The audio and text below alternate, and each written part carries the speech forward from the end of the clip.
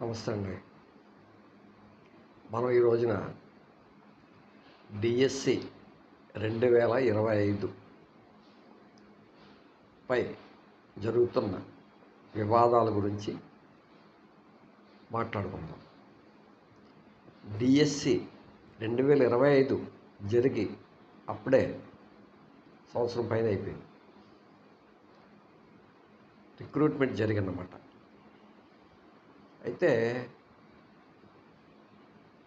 ఈ రిక్రూట్మెంట్ జరుగుతున్న సందర్భంలో ఎస్సీ, ఎస్టీ, బీసీ వర్గాల వాళ్ళు ఒక పాయింట్ పబ్లిక్లోకి తీసుకొచ్చారు. అదేమిటంటే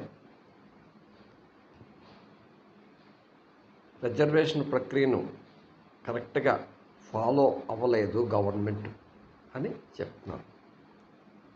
అది హారిజంటల్ రిజర్వేషన్, వర్టికల్ రిజర్వేషన్.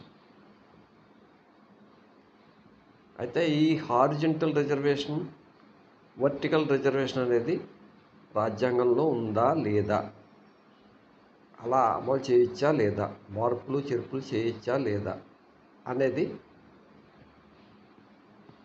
న్యాయస్థానాలు తేల్చవలసిన పని. ఈ రిజర్వ్డ్ కేటగిరీకి చెందిన అభ్యర్థులు ఏమంటున్నారంటే, ఎస్సీ, ఎస్టీ, బీసీలలో మెరిట్ తెచ్చుకున్న విద్యార్థులకి లేదా అభ్యర్థులకి జనరల్ కేటగిరీలో అవకాశం లేకుండా చేశారు అని వాళ్ళ ఆరోపణ.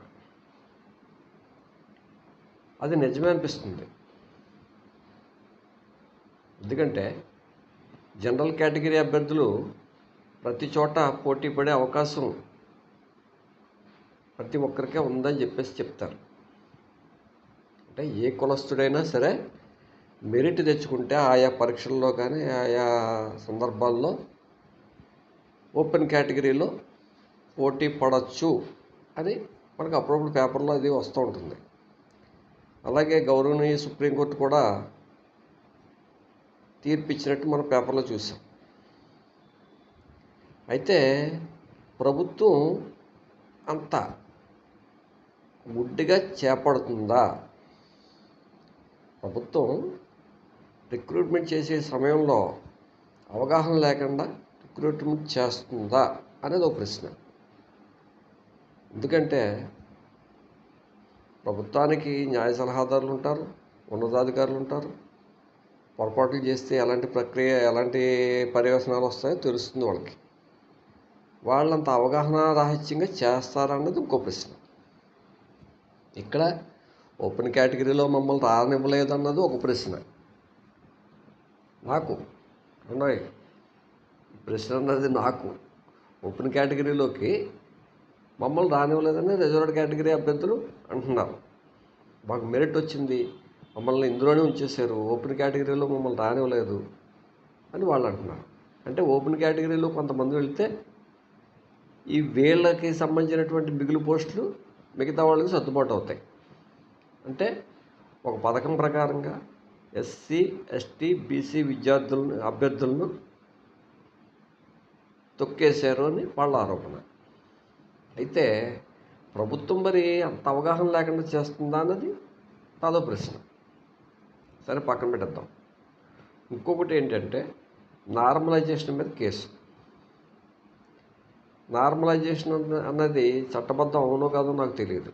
అసలు నార్మలైజేషన్ సిద్ధాంతం కరెక్ట్ అవునో కాదో నాకు తెలియదు. ఇప్పుడు ప్రతి పేపర్లోనూ కూడా కష్టమో సుఖమో ఏవో ఉంటాయంటారు. అయితే అభ్యర్థులకు ఇచ్చిన ప్రతి పేపరు కూడా ఏ రోజుకి ఆ రోజు మారుస్తూ ఉంటారు. అలాంటప్పుడు ఈ నార్మలైజేషన్ సిద్ధాంతం అనేది కరెక్ట్ కాదు. మరి దీనికి చట్టబద్ధత ఉందా, రాజ్యాంగ పద్ధతి ఉందా లేదా అన్నది తేలాలి. అంటే vertical reservation, horizontal reservation, open category, normalisation ప్రధానమైన కేసులు ఇవి. ఇది ఈ మధ్యన ఇటీవల కాలంలో మళ్ళీ దీని మీద ప్రతిపక్షానికి సంబంధించిన వాళ్ళు, అభ్యర్థులకు సంబంధించిన వాళ్ళు మళ్ళీ యూట్యూబ్ ఛానల్స్లోనూ మిగతా పత్రికల్లో వచ్చే వార్తల ద్వారా తెలుస్తుంది ఏంటంటే, వీళ్ళు ఆరోపిస్తుంది ఏంటంటే, కొంతమంది అభ్యర్థుల్ని పథకం ప్రకారంగా రిజర్వేషన్ని మెరిట్ని కాదని తీసుకున్నారని చెప్పేసి ఆరోపిస్తున్నారు. అదేమంటే ఏదో ఒక గేమ్ పెట్టారని, ఆ గేమ్లో పాస్ అయిన వాళ్ళు ఉద్యోగాలు ఇచ్చారని అంటున్నారు. ఆ గేమ్ ఎవరికి తెలియదని, ఆ గేమ్ సిలబస్లో లేదని, ఆ గేమ్ గురించి అభ్యర్థుల్లో ప్రచారం లేదని ఇటు అభ్యర్థులు ఆరోపిస్తున్నారు. అయితే గవర్నమెంట్ పెట్టిన గేమ్ ఏమిటన్నది అభ్యర్థుల్లో ప్రచారం చేయటం, ఫలానా గేమ్లో తర్ఫీదు పొందిందని సిలబస్ ఇవ్వటం అన్నది ప్రభుత్వ బాధ్యత. అలా ఏమీ ఇవ్వలేదని వీళ్ళు అంటున్నారు. ఇది కూడా తేలాల్సిన విషయమే. అవునా? ఇంకొకటి, ఎవరో బ్లైండ్ అభ్యర్థి మెరిట్ ఉన్నప్పటికీ కూడా, తనకి బ్లైండ్ పర్సంటేజ్ ఎక్కువగా ఉన్నప్పటికీ కూడా ఉద్దేశపూర్వకంగా తనను పక్కన పెట్టారని చెప్పేసి ఎన్నో ముందుగానే ఒక వీడియోలో చూశాను. నిజానికి అతనికి బ్లైండ్ ఉందా లేదా అన్నది ఎవరు తెలుస్తారు. ఇక్కడ ఏమిటంటే గవర్నమెంట్ తరపు నుంచి తప్పులు జరిగాయని వాళ్ళు అంటున్నారు. గవర్నమెంట్ చేసిన సిఫార్సుల ద్వారా వచ్చినటువంటి రిజల్ట్లో తక్కువ శాతమే అంతత్వం ఉంది అని చెప్పేసి అంటున్నారు. మేము చేయించుకున్న చోట ఎక్కువ ఉంది, లేదా గవర్నమెంట్ ఇంకోసారి ఎప్పుడు గవర్నమెంట్ చేసిన చోట ఎక్కువ ఉందని చెప్పేసి అంటున్నారు. దీని మీద ఒక హేతుబద్ధమైనటువంటి విధి విధానాలు రూపొందించి న్యాయం చేయాలి. ఎందుకంటే ఒక 40% పైన ఉందని అన్నారట, 40%, ఒకరేమో 30% ఉందన్నారట. అందువలన అభ్యర్థికి ఉద్యోగం ఇవ్వలేదని చెప్పేసి ఆరోపణలు ప్రత్యారోపణలు జరుగుతున్నాయి. అయితే నిజానిజాలు తెలుసుకోవాలంటే అభ్యర్థి ఎవరన్నది పబ్లిక్లోకి రావాలి. కేవలం పక్క వాళ్ళు ఎవరో మాట్లాడతారా అంటే కాదు. అలాగే అభ్యర్థి తాలూకు గ్రామీణంలో లేదా ఆయన ఏ క్లస్టర్లో ఉంటున్నారో అక్కడ ఉన్న ఆయనతో చదువుకున్న విద్యార్థులు లేదా అభ్యర్థులు కూడా దీని మీద ఒక క్లారిటీ ఇస్తే ఏంటన్నో తెలుస్తుంది. అంటే గవర్నమెంట్ చెప్పడం ఏంటంటే అతను దొంగ సర్టిఫికేట్ పెట్టాడని గవర్నమెంట్ చెప్తుంది. లేదు, నేను నిజం సర్టిఫికేటే పెట్టాను, నాకు నిజంగా అందతం ఉందని ఆయన చెప్తున్నారట. ఈ విషయం కూడా తేలాలి. చూసారా? అయితే ఇక్కడ ఏంటంటే న్యాయం చచ్చిపోకూడదు అంటారు కదా. చిత్రం ఏంటంటే మన భారతదేశంలో అస్తమానం చచ్చిపోయేది న్యాయమే. ఇప్పుడు ప్రతిపక్షం ఎంత గోల్ చేస్తుంది, ప్రతిపక్షం కోర్టుకు వెళ్ళి కేసులు నడపచ్చు కదండి. అధికార పక్షం మీద ఆరోపణ చేస్తారు అప్పుడప్పుడు. ఏదో కేసులన్నీ పలానా జడ్జి గారి ముందు రావాలనో రాకూడదనో ఏదో మేనేజ్మెంట్ చేస్తున్నారు, అది ఇది అని చెప్పేసి ఆరోపణ చేస్తుంది. మరి అలాంటప్పుడు ప్రతిపక్షం దగ్గర డబ్బు ఉంటుంది. అందరూ అప్పటి కుబేర్లే అందులో ఉన్న వాళ్ళందరూ కూడా. పెద్ద పెద్ద సినిమా యాక్టర్ల కేసులు లేదా పెద్ద పెద్ద హీరోయిన్ల కేసులు, ఈ అందులో ఇన్వాల్వ్ అయినటువంటి పోలీసు ఉన్నతాధికారుల కేసులు, లేదా ఇంకా ఏవో రకరకాల స్కాములకు సంబంధించిన అన్నీ కూడా ఇంచుమించు నెల, 2 నెలలు, 3 నెలలు, 5 నెలలు, 6 నెలలు, సంవత్సరంలోపు తేలిపోతున్నాయి. వెంటనే ఏవో క్లారిటీలు వచ్చేస్తున్నాయి న్యాయస్థానాల్లో. మరి మీరెందుకు సమర్థవంతమైనటువంటి లాయర్ని పెట్టుకుని, అదే సమర్థవంతమైనటువంటి న్యాయవాదిని పెట్టుకుని ఆ అభ్యర్థుల తరపున న్యాయస్థానంలో ఎందుకు పోరాడడం లేదన్నది నా ప్రశ్న. అటు గవర్నమెంట్ని ప్రశ్న వేశాను. ఏది vertical reservation, horizontal reservation, normalisation, అంధత్వ అభ్యర్థి గురించి ప్రశ్నలు వేశాం. ఇక్కడ ప్రతిపక్షానికి కూడా ప్రశ్న ఏమిటంటే, మీకు సంబంధించినటువంటి వాళ్ళు లేదా మీ తాలూకు వారి కేసులన్నీ కూడా చాలా త్వరితగతంగా ఢిల్లీ నుంచి పెద్ద పెద్ద లాయర్ని తీసుకొచ్చి వాదించి గెలవటమో ఏదో జరుగుతుంది కదా. న్యాయస్థానంలో కేసుల మూవ్మెంట్ చాలా స్పీడ్గా చేసుకుంటున్నారు కదా.